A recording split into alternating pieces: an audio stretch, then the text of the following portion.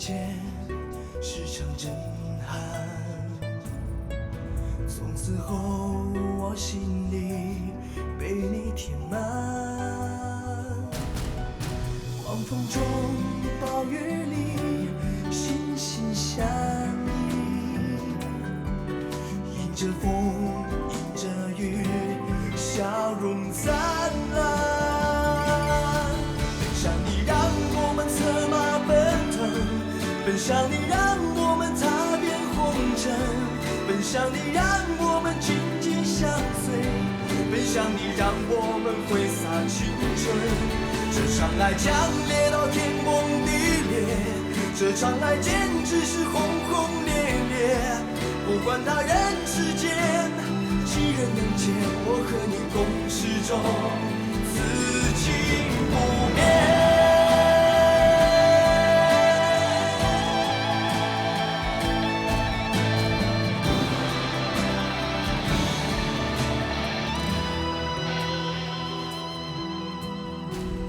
也曾经让你哭，陪你流泪，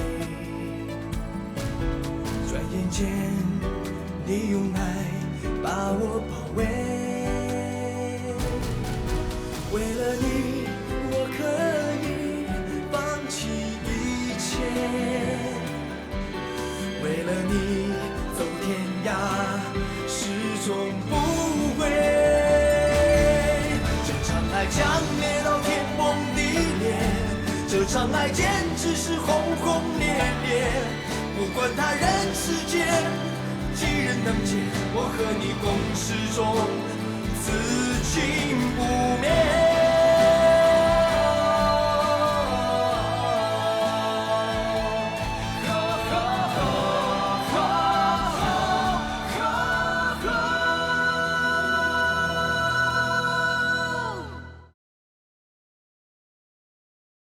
永琪，既然对我有诸多不满和怀疑，我也不想再多说什么了。送你们到南阳之后，我们大家就分道扬镳吧。大家快上车吧，晚姐妹一定会帮小燕子找回鞭子的。我们先上路。什么叫送到南阳？这话是什么意思啊？哎，你看你干的好事，你想把萧剑逼走吗？你想想看，那天我们在囚车上。如果没有萧剑帮忙，恐怕你们也无法完成劫囚车吧。这一路，如果没有他一站一站帮我们安排，帮我们打架拼命，恐怕我们老早就给柯水龙抓走了。他拼命救了晴儿，也把尔康疗伤，他为我们做了那么多事儿，你一点感动都没有，一点感激都没有，你还要赶他走，你是不是太没有风度了？你放心，如果你舍不得他，你去把他留下来，我走就是了。你。不许吵，不许吵！我们大家谁都不能走。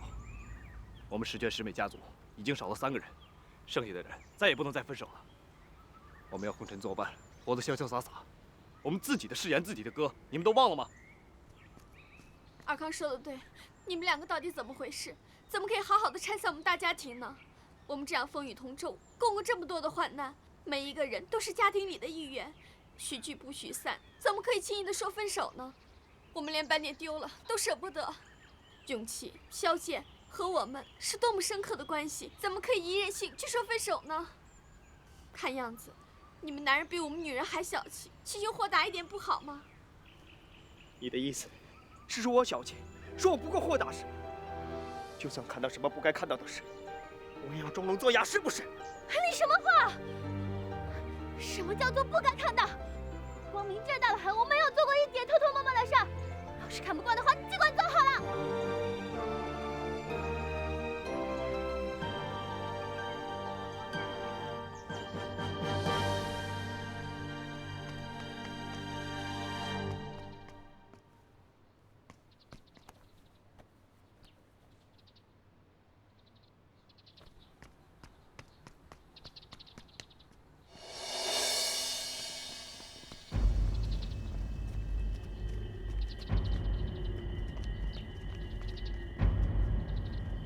找，认真查找，不能放过任何地方。是。这边，那边。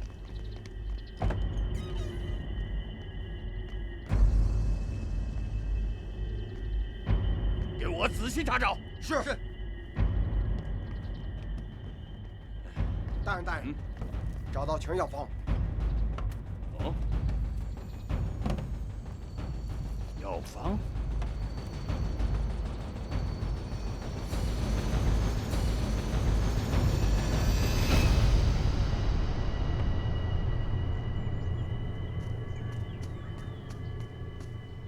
小姐，你给我说清楚，你说到了南阳就要走，是什么意思啊？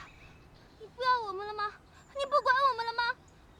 我是你徒弟，我连一套辫子都没学全呢，你就准备不管我了？我的意思是，天下无不散之筵席，我们大家总有一天会分开，早分开也好，我还有自己的路要走。你不要给我转文了，你就实话说，你是不是走定了？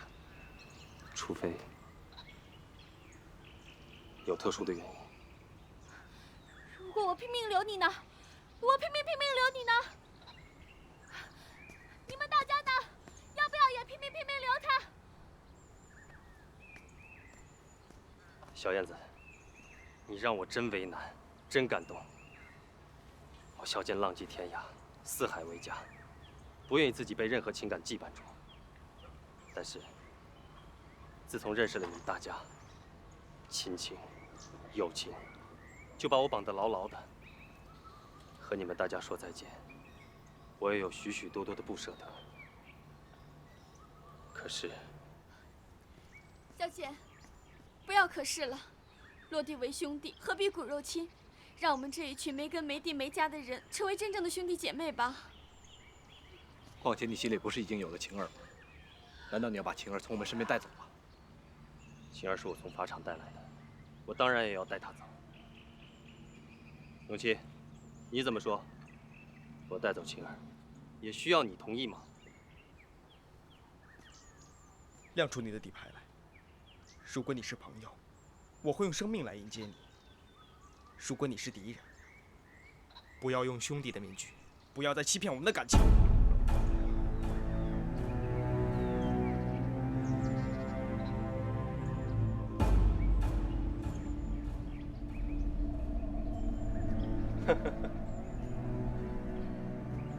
经过了风风雨雨，今天你要我亮出底牌，说出是敌是友。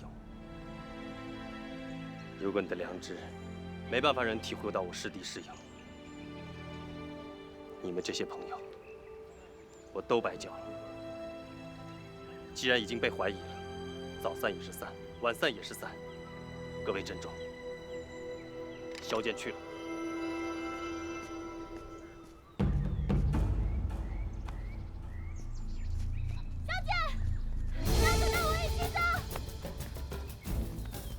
事情弄得更糟糕吗？班杰明你不管了吗？他帮你找鞭子还没回来，你又打算跟萧剑走，你还想把情况弄得更糟糕吗？放心，他只是负气，我会和他谈的。你莫名其妙！你才莫名其妙的！小燕子，我们大家赶快上车，一边走一边等他们。永琪，你也少说几句吧。来，小燕子。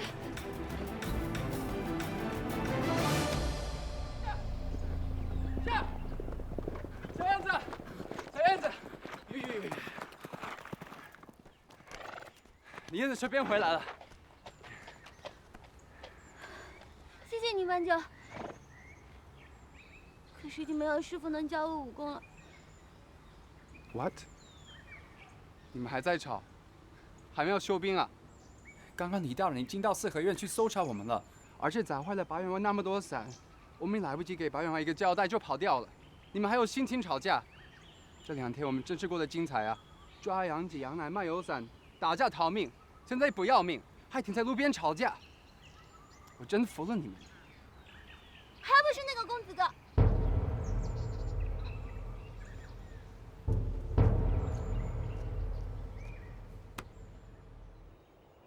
尔康和永琪身上都还带着伤，一车子大大小小，几乎都没有自卫的能力。你这一走，万一他们出了状况，谁来保护？ 何况，紫薇大病刚刚好，我们赶快回去吧。我太了解你了，你走得那么潇洒，大步一迈，头也不回。你的感情可没有那么潇洒。其实，你心里是丢不下他们的，对不对？老实说，我无法接受那个阿哥，说不定他是我的天敌。你也不能全怪永琪。其实，永琪有的感觉，我也有。你对小燕子的关心，和时时刻刻对她流露出的不舍，连我也……连你也怎样？感情的事，当事人最敏感。你教小燕子武功，为她的斑点买老婆，只要她有危险，你会奋不顾身。有时，你甚至不避嫌。虽然你说过，你只是把小燕子当妹妹，可是，你对小燕子喜欢的程度，已经超乎了我们所有人的想象。你告诉我，你对小燕子，到底有没有像你对我这样的感情？我非常非常喜欢小燕子，我的喜欢，根本用不着隐藏。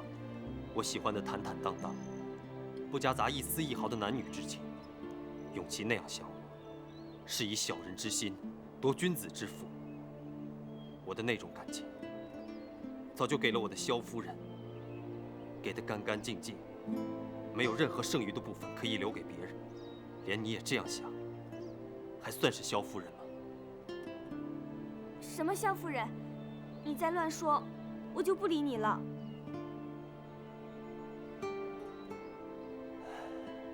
有你这几句话，什么误会都会解除的。萧大侠，我们快回去吧。如果我们真的走了，小燕子会哭死，会和永琪绝交，那我们造的孽可就大了。再说，我现在也离不开紫薇和小燕子他们了。这一路，你是我们的支柱。晴儿代表我们那个回忆城的大家族，拼命地挽留你。拜托，萧大侠，如果你真的是一个好汉，那就把你所有的别扭一起咽下去吧。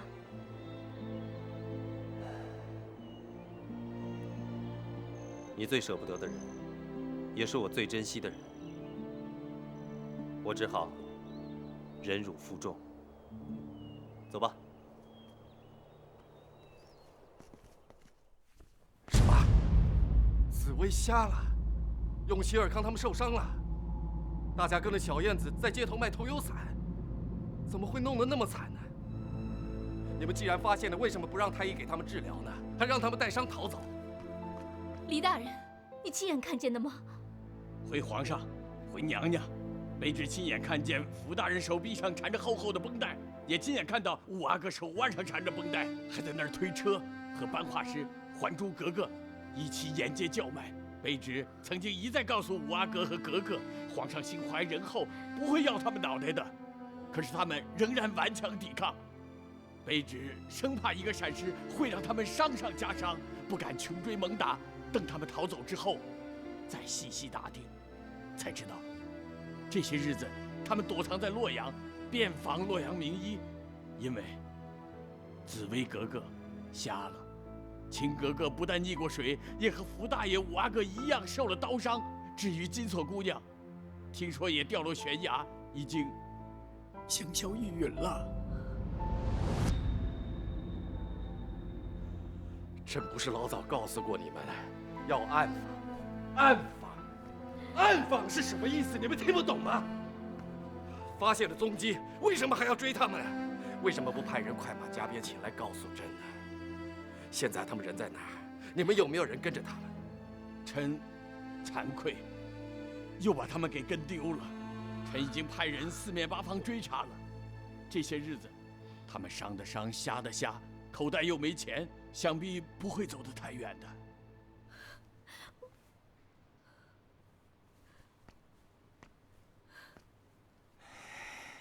紫薇瞎了，瞎了是什么意思啊？他的眼睛受伤了吗？你再去趟洛阳，把那些给他们看过病的大夫都传进宫来，朕要亲自询问他们，他们到底伤成什么样了。臣遵旨。这是臣在他们住过的四合院里发现的一首诗，不知道是谁写的。皇上要不要过目？还有这一大堆的药方，拿来。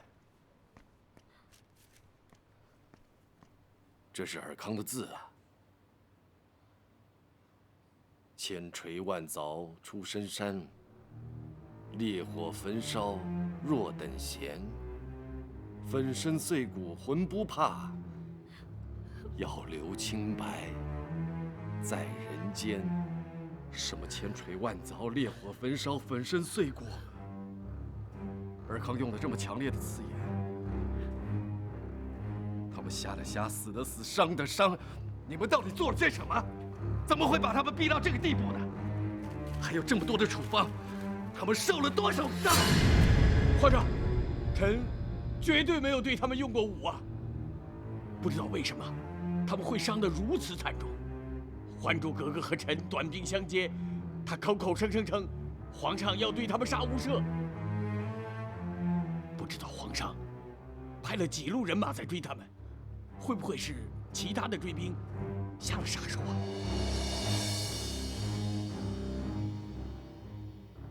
你现在马上去追查他们的下落，这一次绝对不可以再打草惊蛇了。发现踪迹，就火速回来禀报朕。要是谁再敢动他们一根汗毛，朕马上把他给斩了。快去！臣遵旨。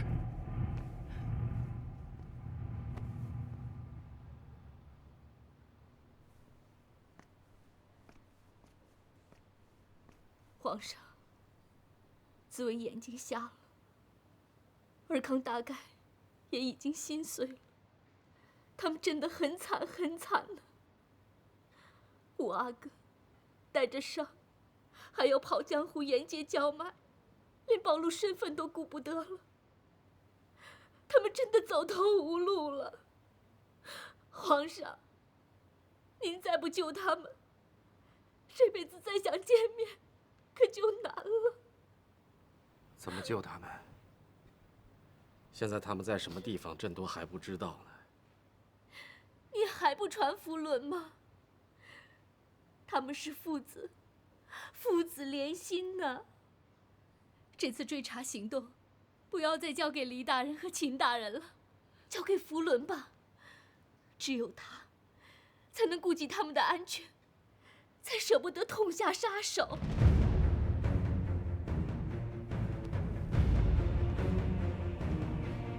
来人，立刻传符纶福大学士进宫。来，里边请，里边请。来，里边请，来。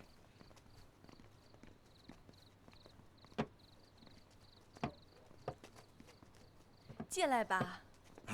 这是我家的跨院，平时也是用来招待客人的，现在正好空着，各位可以随便在这儿居住。就是房子比较简陋，委屈大家了。贺大哥哪儿的话，这种房子对我们而言已经是天堂了，只是这样打扰，我觉得非常不安。嗨，萧剑呐，已经把各位的故事告诉我们了。我们夫妻对各位真是佩服得五体投地，感动得不得了。今天我们家能够接待到你们这样的贵客，那是我们家的光荣。所以啊，就请大家不要客气了。何况萧剑和我们有800之交，萧剑的事儿就是我们的事儿。这小院跟我们大院是连着的，还算隐蔽，有好几间房呢，应该够你们住的了。一会儿我让丫头把干净的被子给你们送过来，万一有什么动静，你们可以从后面溜走，有我们大院挡在前面。不管怎么说，住在这儿总比住在客栈安全吧，是吧？啊，谢谢二位，不用让丫头服侍我们了。在马车上，我们什么都带的有，自己照顾自己。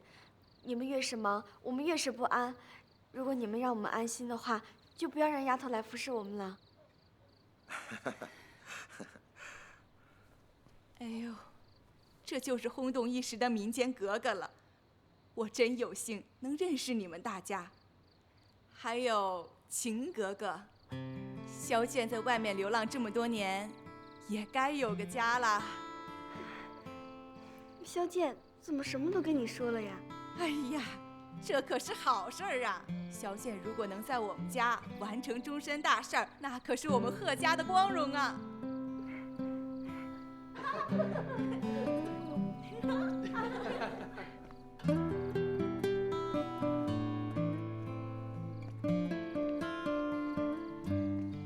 这个地方真是又安静又舒服，像是个世外桃源。住在这里，总比跑江湖卖艺有这餐没那餐的日子好多了。小姐，你真是个奇人，全国各地都有生死之交，在我们如此狼狈的时候，还能给我们这样的生活。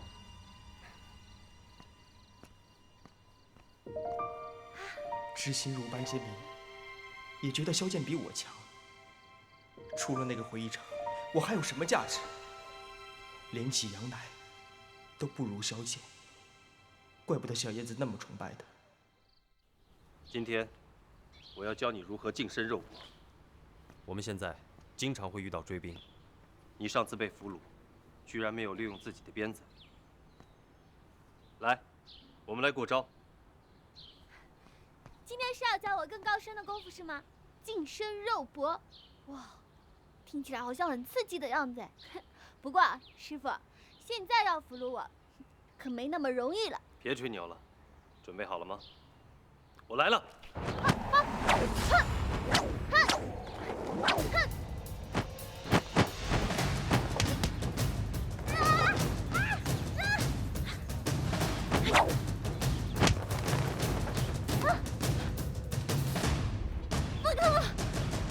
你已经被我俘虏了，可是你手上有条鞭子，要怎么用呢？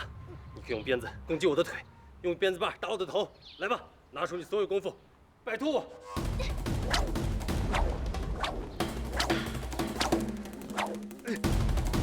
师傅，这不公平！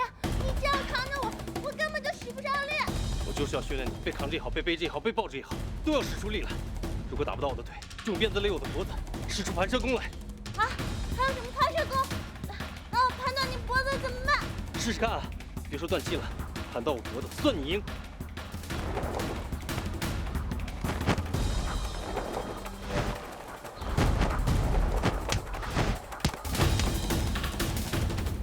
回鞭，打我脑袋，要有风起云涌、雷电交加的速度和力量。风起云涌，雷电交加。好啊！我要是把你打伤了，你可不要生气。你先试试如何挣脱我的手腕吧，别只会说大话。回鞭！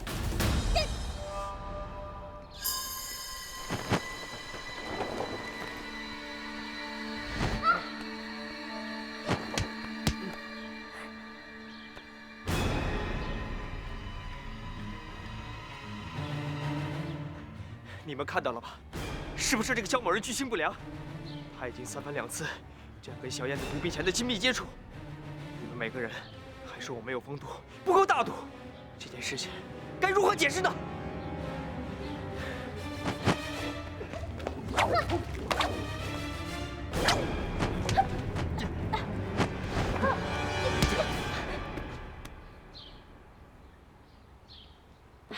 永琪，你怎么出来了？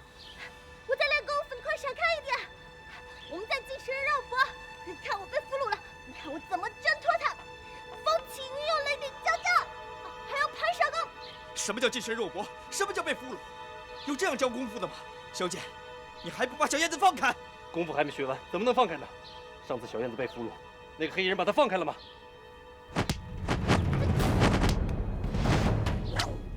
我数到3，如果你再不放手，我就……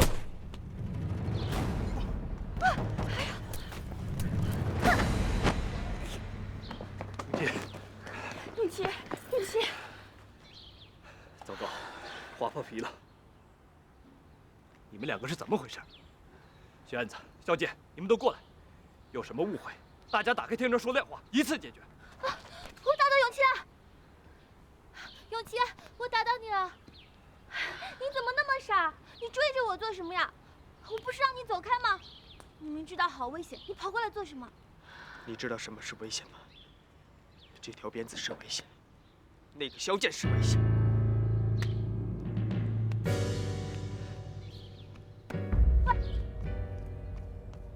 这条鞭子是祸水，是灾难。我要烧了它，毁了它。永琪，你千万不可以，冷静下来。永琪，你看，我是不小心伤到了你，你就要毁了他。哎，你到底哪里跟我过不去啊？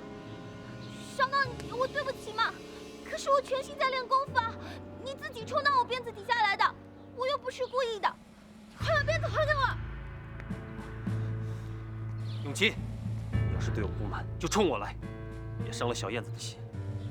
小燕子的心，轮得到你来管吗？你这样种种行为，你就不怕伤了晴儿的心吗？想用一条鞭子就去糊弄天真的小燕子，就想占尽小燕子的便宜。我永琪不是那么没有用。既然你不懂得君子的道理，也不懂得避嫌，我就毁了这条鞭子。看你以后还拿什么当借口来教小燕子练鞭子？不可以 ！No！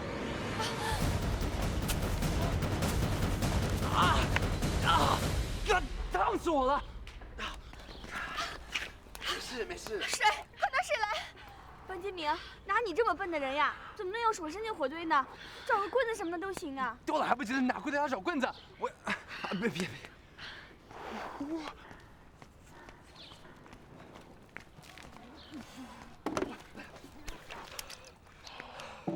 我们这帮人还像正常人吗？吃醋的像疯子，老实的像傻瓜。这场闹剧到底要到什么时候才能结束？永琪，你够狠是吗？我不会原谅你的，我恨死你了！你们听我说句话。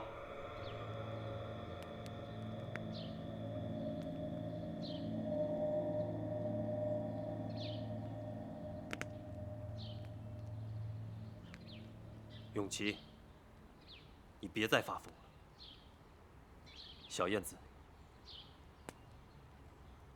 她是我的亲生妹妹。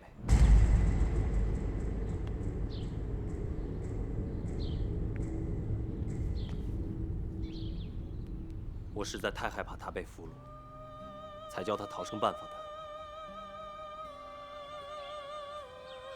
小姐，你说什么呀？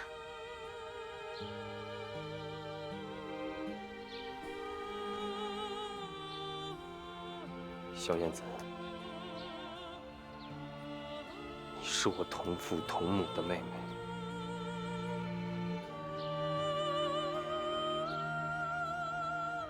你到底在说什么呀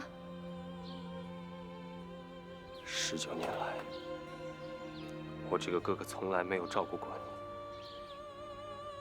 让你的生活里充满苦难和挣扎。我很惭愧。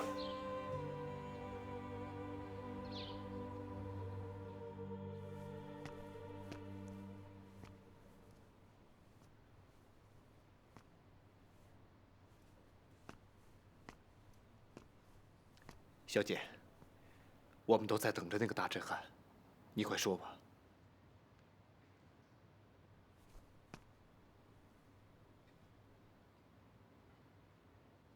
今天要说的是，本来很可能是一个永久的秘密。这些日子以来，我一直在要不要认小燕子的矛盾之中。如果没有永琪的护将蛮缠，班杰明的赴汤蹈火，我大概会带着晴儿和这个秘密与大家珍重再见，让这个谜底永远不被揭穿。我不相信，我明明是一个孤儿，我没有爹没有娘，我怎么会突然出来一个哥哥呢？你还记得白云观吗？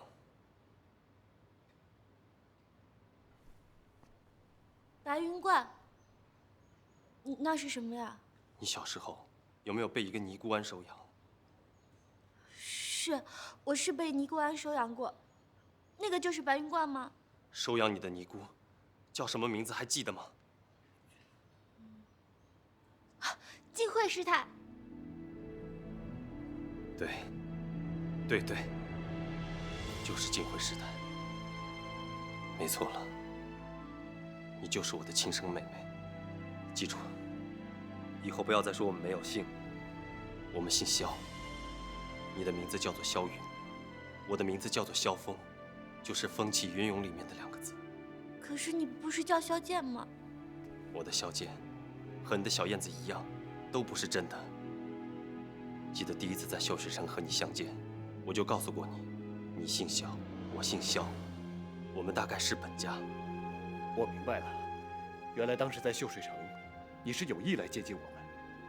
当时你就知道小燕子可能是你的妹妹，你是在寻找妹妹。不错，正是这样。事实上，我踏遍大江南北，就是为了寻找妹妹。萧剑，你赶快从头开始说起吧，这到底是怎样的一个故事呢？其实，我的故事很简单。我们萧家在浙江是大户人家，世居杭州。19年前，父亲被仇家追杀，生怕我和妹妹难逃魔掌。仓促之间，把我交给家仆带到云南，交给我的堂叔抚养。我那6个月大的妹妹，就交给姓姜的奶娘抱向北京，交给北京的一个师伯。谁知，在路上，奶娘生病倒在一个尼姑庵的门口，妹妹和奶娘就被尼姑庵收留了。奶娘病好，自己逃回了杭州，居然不管我妹妹。几年前，我找到了那个奶娘，然后又找到了抚养妹妹的晋惠师太。据她告诉我，她把妹妹抚养到7岁。有一天，她独自一个人溜出门，就再也没有踪迹了。那接下来呢？我比小燕子更早在龙县遇上你，你是从什么时候开始追踪小燕子的？是。晋惠师太告诉我，妹妹非常调皮捣蛋，从小就状况不断，经常溜出去玩，不爱念书。自从失踪，就再也没有见过妹妹。直到有一天，她在北京城遇到皇上祭天，看到《还珠格格》在游行，觉得小燕子浓眉大眼，宛如就是当年的小云。那我们的爹娘呢？他们被仇家追杀，他们被仇人杀死了吗？我们的爹被杀了，我们的娘殉情了。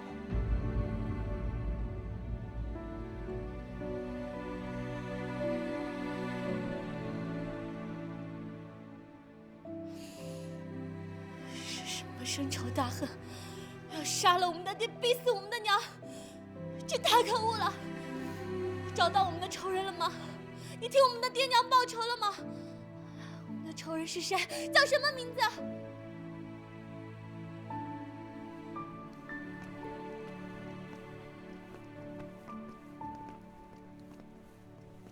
皇上万岁万岁万万岁！皇上吉祥。起来吧。谢万岁。皇上。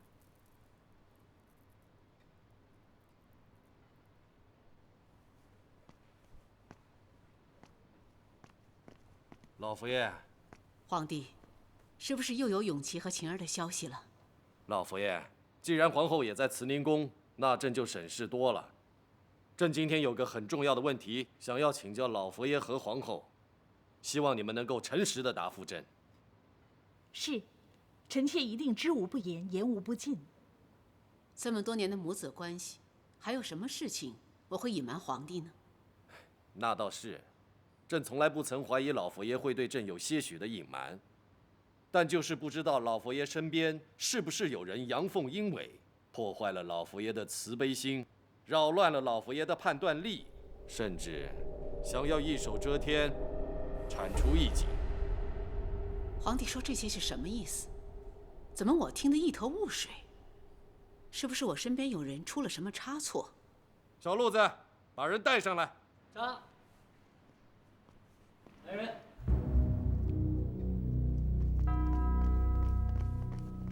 皇上，参见皇上。怎么又把紫薇丫头的舅公舅婆找来了？我看见他们就生气。皇帝，到底怎么回事啊？怎么回事？蒲公公，你应该比谁都清楚吧？听说你的老家正在大兴土木啊，又是盖房子、修花园，又买了千顷良田，你好大的手笔啊！至于紫薇的舅公舅婆，居然跟你不约而同的买了房子土地，你们同时发了财了，啊！现在舅公舅婆把什么都招了。皇上，奴才该死，皇上，请开恩。蒲公公啊，你是老佛爷身边的人，在皇宫里面40年了，连朕看到你都要尊重你3分。结果你居然唆使紫薇的舅公舅婆做伪证，你害惨了朕心爱的紫薇，让她有苦说不出，也让老佛爷对她误会重重。你把紫薇推上了断头台，让朕变成了一个不仁不义、荒谬绝情的父亲和昏君，更把老佛爷陷于不慈不爱、不明是非的境地。你罪该万死！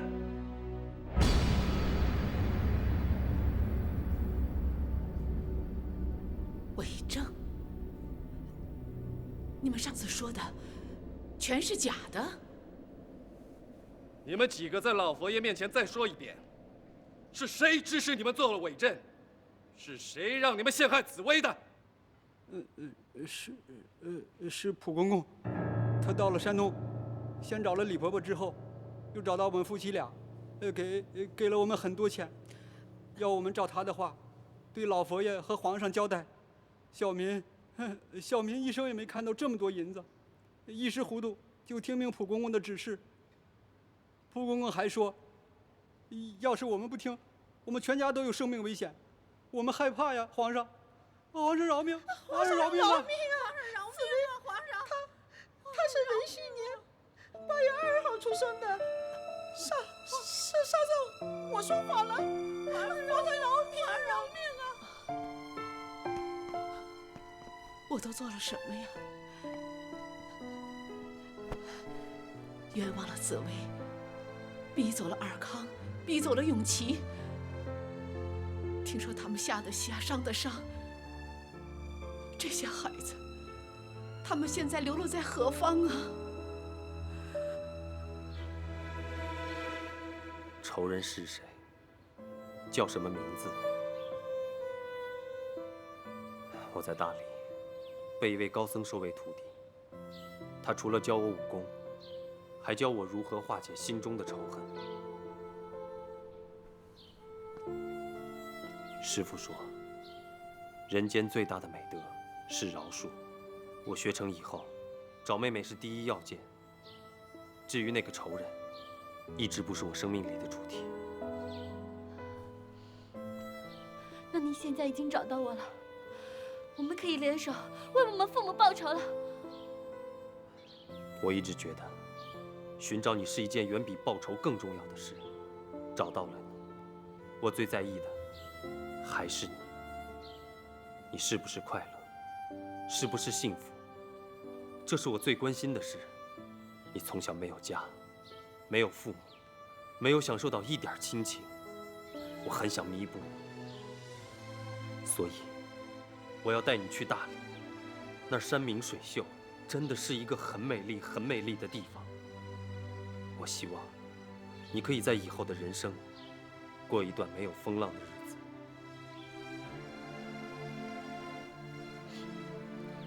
这么说，我不是孤儿了。这么说，我有一个哥哥了。我姓萧，我有姓，我叫萧云，我有名字。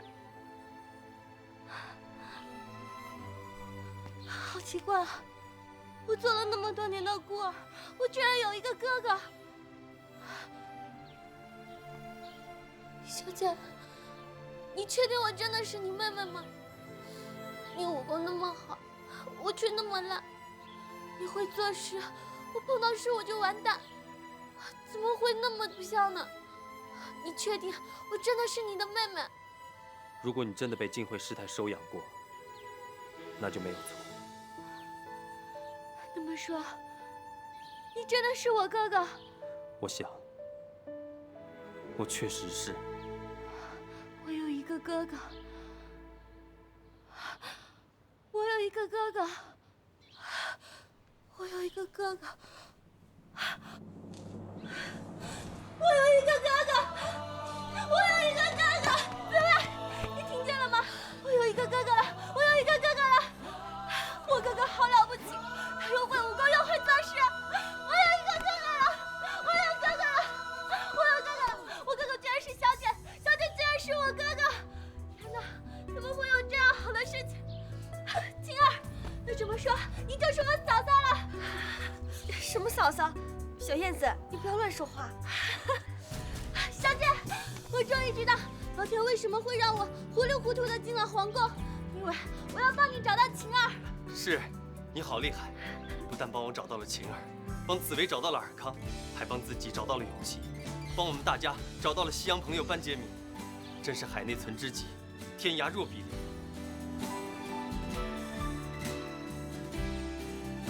你为什么不早说呢？你为什么还要离开我？还要我拼命的去留你？我怎能早说呀？我追踪你们的时候，小燕子已经成了还珠格格。那个流落在白云观的小孤儿，怎么会成了格格？我无法肯定，满肚子怀疑，只能跟着你们，一点一滴地追寻真相。追到后来，我肯定了，也和你们大家成为知己。慢慢觉得，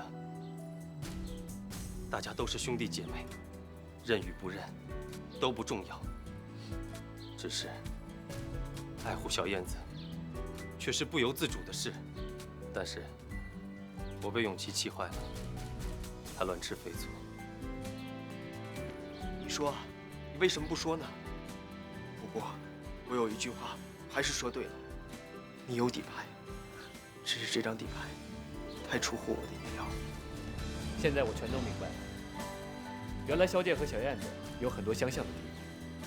萧剑风趣幽默，小燕子嘻嘻哈哈；萧剑不受拘束，小燕子大而化之。两人同样嫉恶如仇，爱好武功。至于文学，如果有一天小燕子变成了文学家，那我也不会感到奇怪。怪不得萧剑这一路对小燕子那么重视，那么宠爱，又那么周到。原来是这样。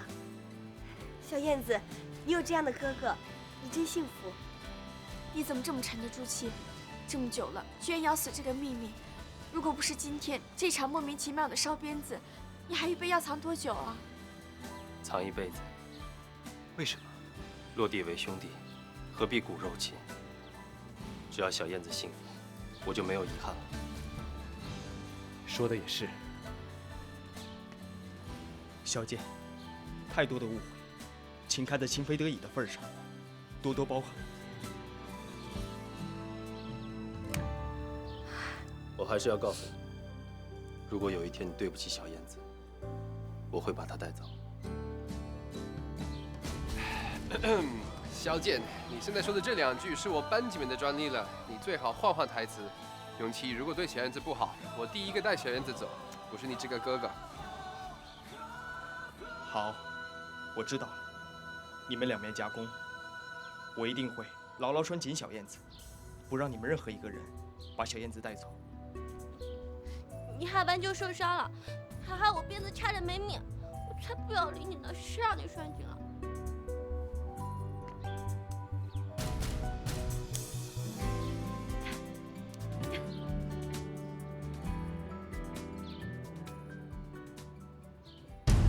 蒲公公，你好大的胆子啊！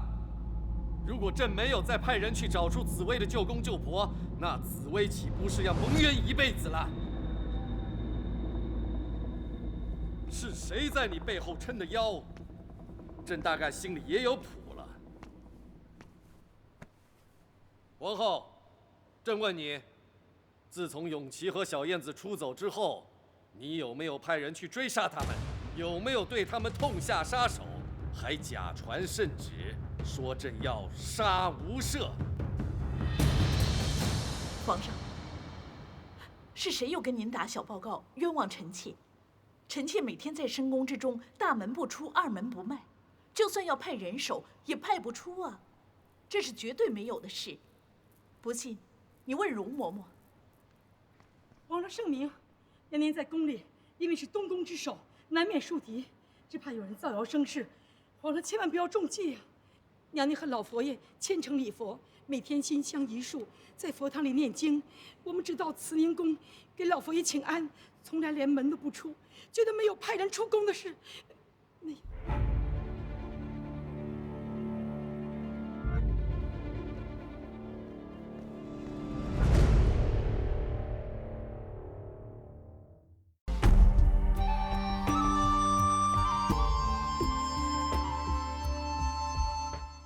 相爱是为了彼此守护，不该让你我憔悴。我知道我并不高贵，但是我绝不卑微。聚散变成选择题，为何我们必须面对？东西南北人又何处归？如果你一去不回，我也会潇洒地面对山潮水跟